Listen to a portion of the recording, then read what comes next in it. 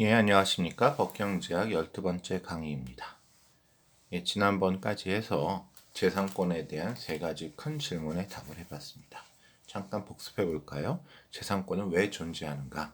답은 간단하게 생산성이 늘고 경제력이 증가하기 때문에 소유권이 있지 않으면 다 다른 사람에게 뺏긴다는 생각에 사람들이 열심히 일을 안 하죠. 그래서 소유권을 정해줘야만 그 사회가 부가 증대된다. 라는 거고요. 두 번째, 누구에게 재산권을 줄 것인가? 죄송합니다. 거래 비용이 협상의 거래 비용이 없어서 협상이 자유롭게 되면 누가 재산권을 갖든 개인에게는 차이가 있지만 사회적으로는 항상 그 파이의 크기가 최대화되는 효율적인 결과가 보장이 됩니다. 하지만 거래 비용이 존재하면 판사는 그 존재하는 거래 비용을 잘 고려해서 거래 비용이 최소화되고 파이 크기가 가장 커지는 효율적인 결과가 나오는 것을 케이스 바이 케이스로 판단해야 된다라는 거고요. 세 번째, 그러면 이런 재산권, 소유권을 어떻게 보호해 줘야 되는가? 두 가지 방법이 있죠. 크게 돈으로 피해를 보상해 주는 것과 또 하나는 그런 행위를 하지 못하도록 재산권을 침범하지 못하도록 행동을 금지하는 그런 두 가지 방법이 있습니다.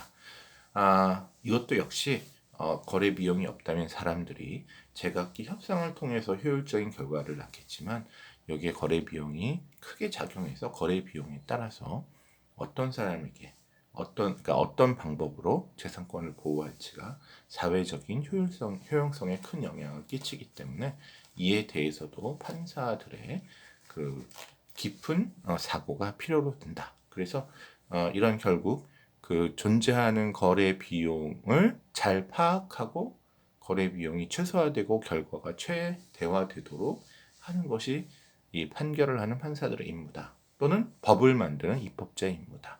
라는 결론입니다. 오늘은 약간 옆길로 빠져서 그 이외의 주제들에 대해서 좀 생각해 보도록 하겠습니다. 연극 공연과 영화 촬영, 이게 어떻게 다를까요? 영화는 사실은 이렇게 스크린에서 보는데요.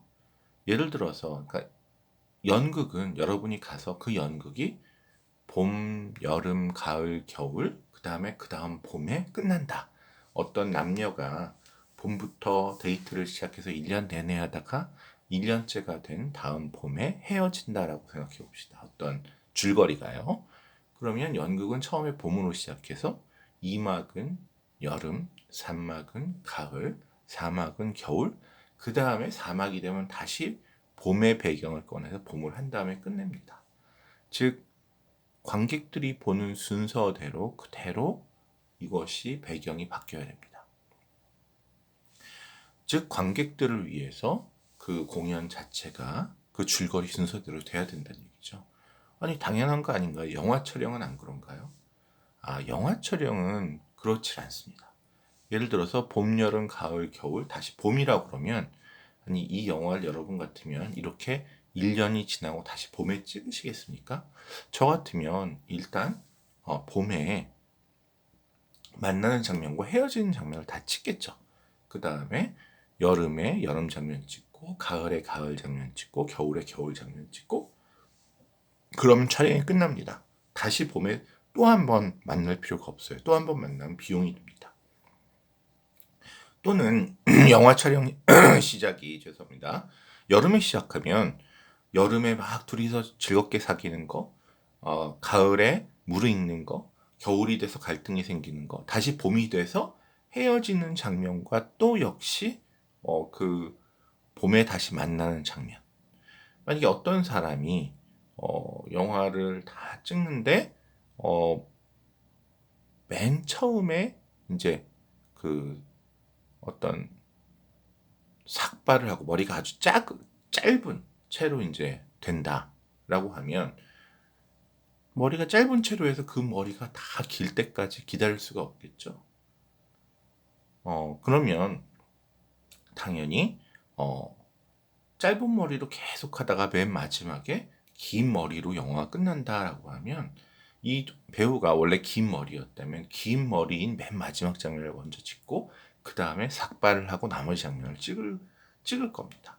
안 그러면 머리를 자르고 그 줄거리에 따라서 머리를 자르고 시작했다 그 머리가 다시 다 장발로 길 때까지 기다려야 영화가 끝나는데 그렇게 영화가 오래 기다려줄 수가 없는 거죠.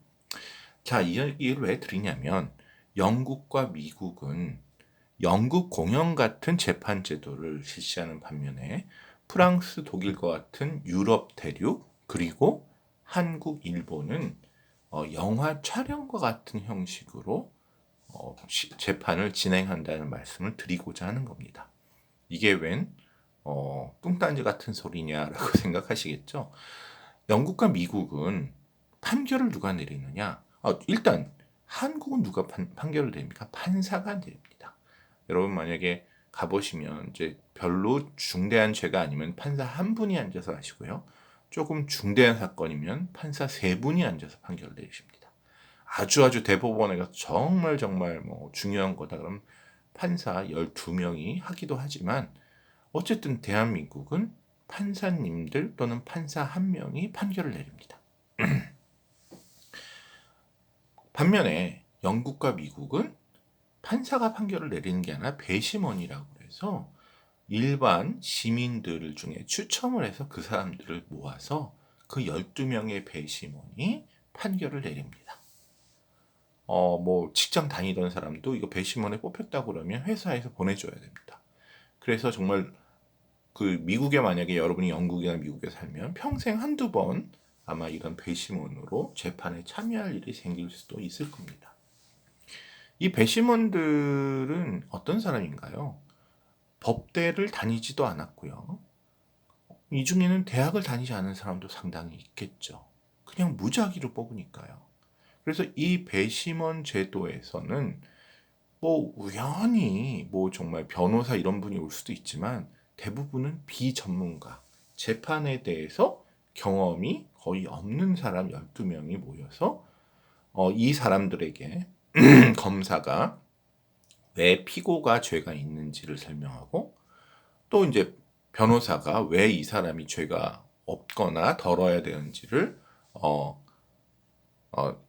변호사가 좀 맞을 것 같네요. 판사가 아니라. 그리고 검사와 변호사가 이렇게 양쪽에서 대결을 하는데 판사가 그거를 중재를 합니다. 이 말은 조금 공평치 않습니다. 라고 하면서 배심원들에게 사회를 보는.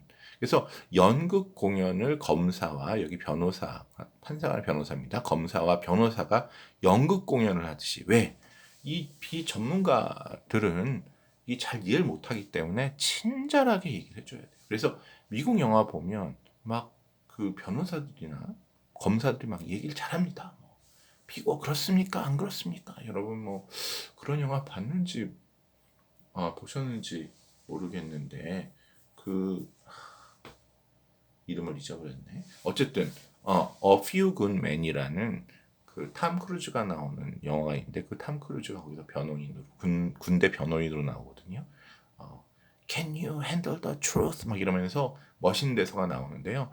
미국에서는 이렇게 친절하고 연기력 있게 이 사람이 정말 유죄다, 무죄다, 검사는 유죄다, 변호사는 무죄다라는 거를 이 비전문가인 문외한인 12명에게 이해시킬 수 있도록 DNA가 뭔지 설명하고 지문이 뭔지 설명하고 막 이렇게 해갖고 자세하게 설명하면서 그걸 갖다 또 인간적 매력과 말솜씨로 끌어들이려고 합니다. 그래서 재판 영화를 보면 되게 미국이나 영국 재판 영화가 많은데 그 이유는 우리 같은 문외한이 보기에 거기서 검사와 변호사가 얘기하는 것이 다 이해가 되기 때문이고 그 이유는 검사와 변호사가 배심원이 문외한이라는 걸 알고 자세하게 설명을 해주고 아주 연기력을 발휘하기 때문에 그런 겁니다. 반면에 한국의 재판 드라마는 제가 생각해도 그렇게 많지 않은 것 같거든요. 그 이유가 뭐냐? 이거 판결하는 사람이 판사예요. 판사인데 검사하고 변호사가 막 DNA가 뭐고 막 잘난 척 설명하잖아요. 판사가 지금 내가 누구라고 생각합니까? 나 이거 다 알아요. 내가 20년, 30년째 하는 판사고요.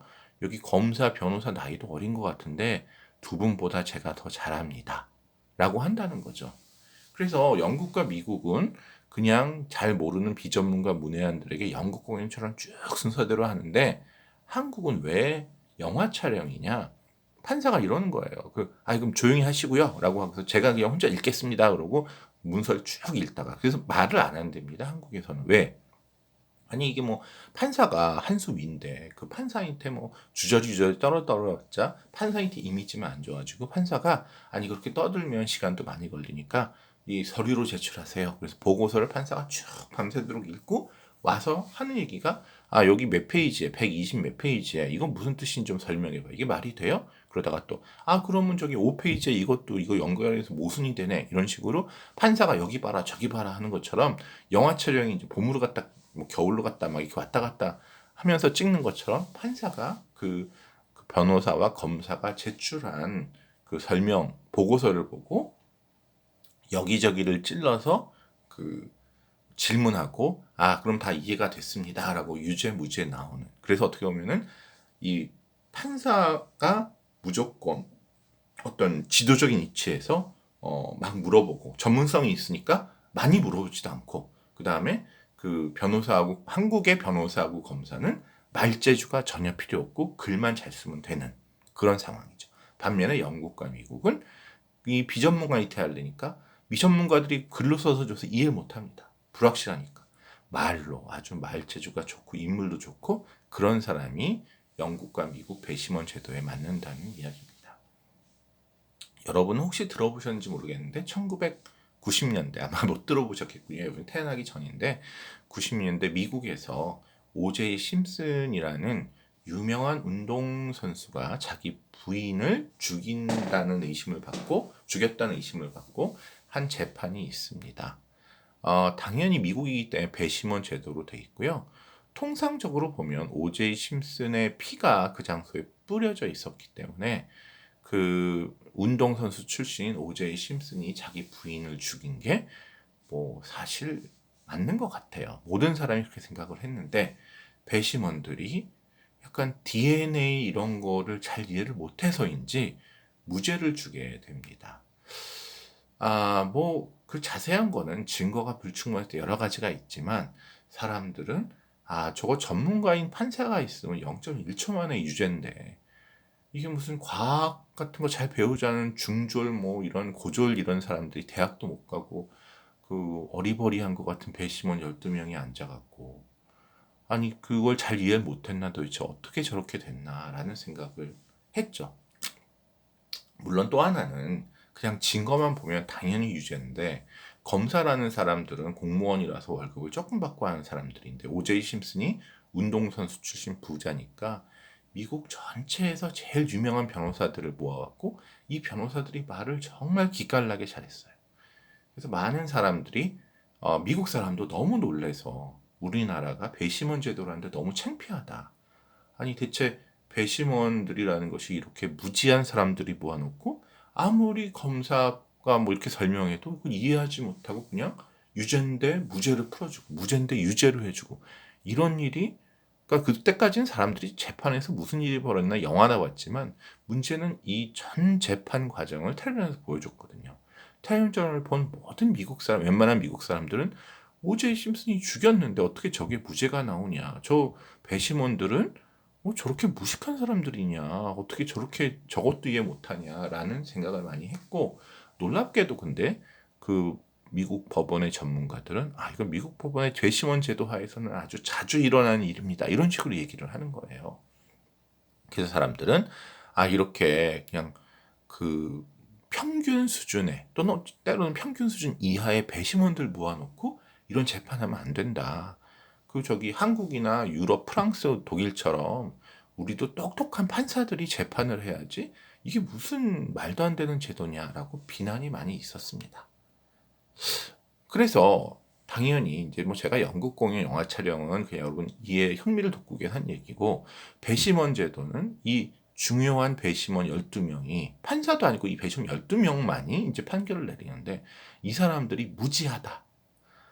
이 사람들이 때로는 전문성이 없고 법을 잘 이해 못해서 그러니까 이 사람이 유죄인지 무죄인지 보면 법전에 어떤 게 무죄고 유죄고가 있는데 그것도 잘 이해 못하는 경우도 있고 해서 이것이 올바른 판결이 안 나올 수 있구나 라는 문제가 있다는 거죠. 반면에 그럼 한국처럼 판사제도를 다 도입하면 어떨까요? 우리가 이제 잘 보진 않았지만 이 판사 유럽 대륙이나 그러니까 프랑스, 독일, 일본, 한국 같은 판사 제도에도 문제가 있습니다. 여러분 혹시 들어보셨는지 모르겠는데 전관예우 이런 거 들어보셨어요? 전관예우가 있다 없다를 둘째치고 이게 너무나 유명한 말인데요. 높은 판사나 높은 검사를 했던 사람이 이제 판사 검사를 그만두고 변호사가 되잖아요. 그러면 이제 이 사람들이 변호사가 돼서 어제까지 부장검사였던 사람이 내려와서 이제 자기가 변호사가 돼서 A라는 기업이 죄가 없다 이렇게 해서 변호를 합니다. 그러면 법정에서 이 부장검사 출신 변호사와 싸운 사람은 얼마 전까지 부장검사 밑에서 일하던 다른 검사겠죠. 자기 후배 검사. 후배 검사가 얼마 전까지 자기 위에 상관이 있던 분이 이 기업이 무죄다라고 하는데 자기가 보기엔 유죄지만 이거를 바득바득 우겨서 유죄라고 죄가 있다고 주장하기에는 조금 힘이 빠진다. 이게 정관이에요입니다. 그래서 부장 검사나 판사, 또 판사도 마찬가지예요. 부장 판사 하시던 분이 내려와서 이제 변호사라는데 그 밑에서 새끼 판사 하시던 분이 이거 우리 선배님이 이 기업이 죄가 없다고 그러네. 이걸 어떡하지? 이제 이렇게 되는 거예요.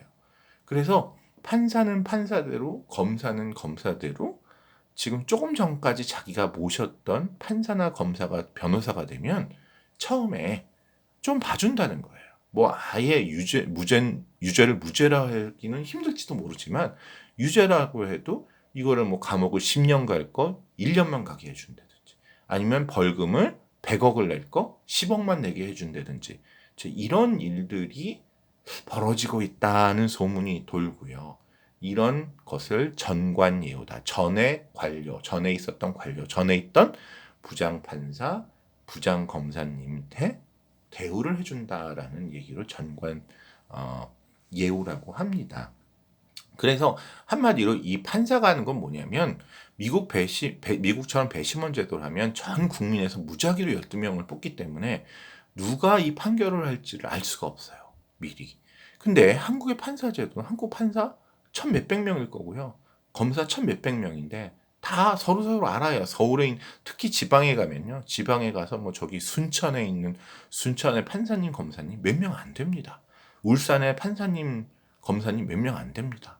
그러니까 울산에서 죄 지은 사람이나 울산에서 문제가 생기면 그 평소에 판검사를 다 알고 있어서 이분들에게 또 이렇게 좀 봐달라고 청을 할 수가 있다는 거죠. 그래서 판사 제도는 판사가 똑똑해서 잘 알 수 있으나 뭐가 문제예요?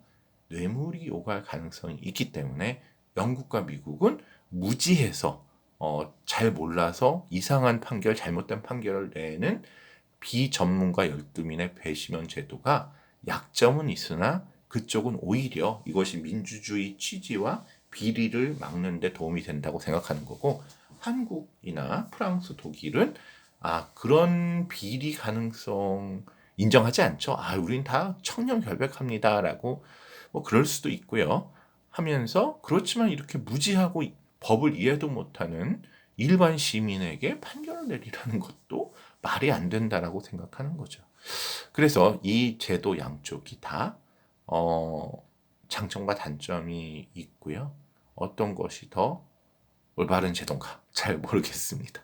우리나라도 아주 중요한 거에 배심원 제도가 도입됐는데요. 대한민국도 제가 알기로는 그래서 여러분이 배심원이 될 가능성도 아주 조금 있습니다. 우리나라는 전체가 아니라 아주 극소수에.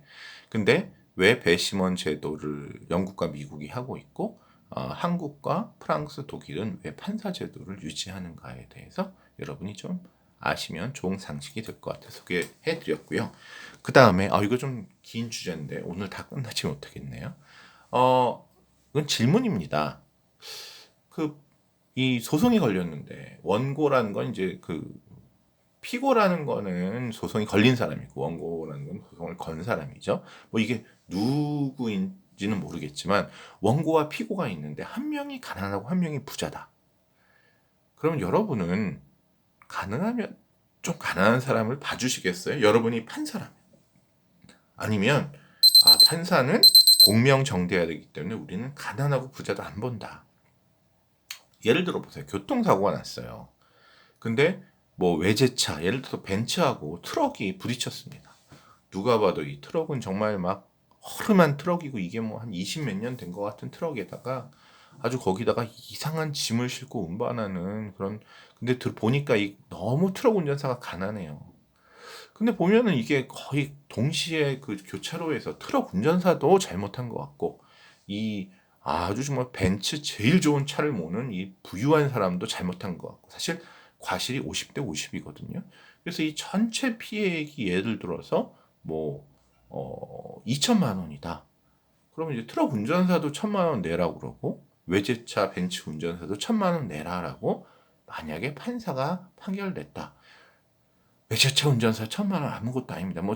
이거 작은 돈 아니겠지만 이거 뭐 낸다고 이 사람 하등 지장이 없어요. 트럭 운전사 정말 1년 벌어서 이게 뭐 진짜 2천만 원 벌까 말까 하는 사람인데 이게 반년치 6개월치 수입이 날아가는 거예요.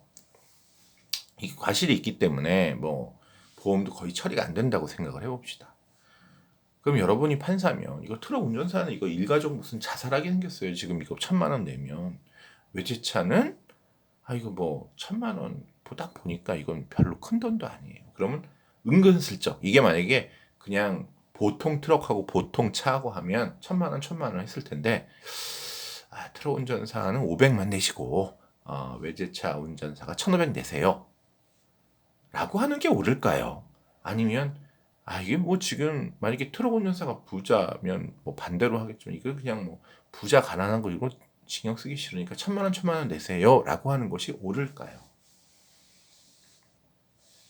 여기서 한 가지 우리가 동의하고 넘어가야 될 것은 사회에서 어떤 정부가 일을 할 때 가난한 사람을 좀 돕는 취지에서 일하는 것이 맞다는 겁니다. 예. 누가 봐도 정말 생계가 찢어질 듯이 가난해서 이것이 거의 이 집안을 파탄에 일으킨다라고 하면 그런 사람은 도와야겠죠. 우리 사회 구성원으로서. 그 사람이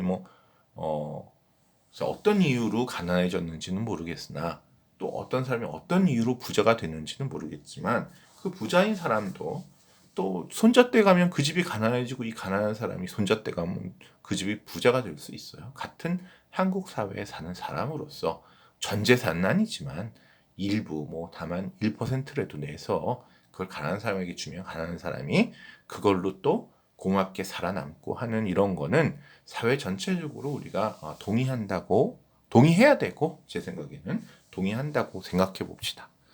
그걸 이제 부의 재분배라고 그러는데 법원이 판사가 판결함에 있어서 이런 부의 재분배, 즉 부자에게 돈을 좀 더 내게 하고 가난한 사람에게 조금 혜택을 주는 이런 작업을 고려해서 판결을 해야 되겠냐라는 겁니다.